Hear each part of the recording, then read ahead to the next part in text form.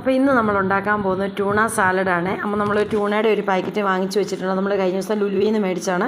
എല്ലാ ഹൈപ്പർ മാർക്കറ്റുകളിലും കിട്ടുമായിരിക്കും.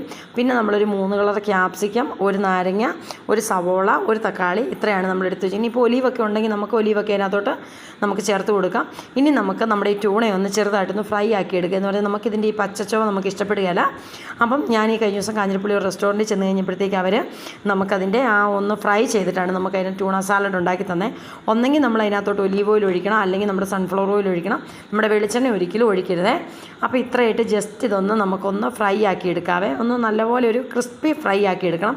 ഇനി നമുക്ക് നമ്മുടെ ആ ട്യൂണയൊന്ന് ഫ്രൈ ആയി വന്നു. ഇനി നമ്മുടെ ക്യാപ്സിക്കം എല്ലാം കൂടെ ക്യൂബ്സായിട്ട് സവോളയും ക്യാപ്സിക്കവും നമ്മുടെ തക്കാളിയും എല്ലാം കൂടെ നമ്മളൊന്ന് ക്യൂബ്സ് ആക്കി എടുത്തു. ഇനി അതിനകത്തോട്ട് നമ്മുടെ കയ്യിൽ ഒലീവ് ഉണ്ടെങ്കിൽ നമുക്ക് ഇട്ട് കൊടുക്കാം. എൻ്റെ കയ്യിൽ ഇല്ലാത്തതുകൊണ്ട് ഞാൻ ഇട്ട് കൊടുത്തില്ല. ഇനി നമുക്കതിനകത്തോട്ട് ആവശ്യത്തിനുള്ള ഉപ്പ് ചേർത്ത് കൊടുക്കണം. ഉപ്പ് ഒത്തിരി വേണ്ട, നമ്മുടെ ട്യൂണയ്ക്ക് നല്ല ഉപ്പുണ്ട്. അതുകൊണ്ട് നമുക്ക് ആ ക്യാപ്സിക്കത്തിന് ചേരാനുള്ള ഉപ്പ് മാത്രം ഇട്ട് കൊടുക്കുക. പിന്നെ ഒരു 1/4 സ്പൂണ് നമ്മുടെ ചതച്ച കുരുമുളക് ഇട്ട് കൊടുക്കുക.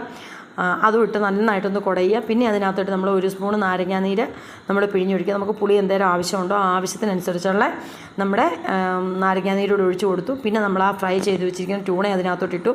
ഇനിയിപ്പോൾ പച്ചയ്ക്ക് ട്യൂണ വേണ്ടിയവർക്ക് നമുക്ക് ഇട്ട് കൊടുക്കാം. അപ്പം നല്ല അടിപൊളി ട്യൂണ സാലഡ് റെഡിയാണ്.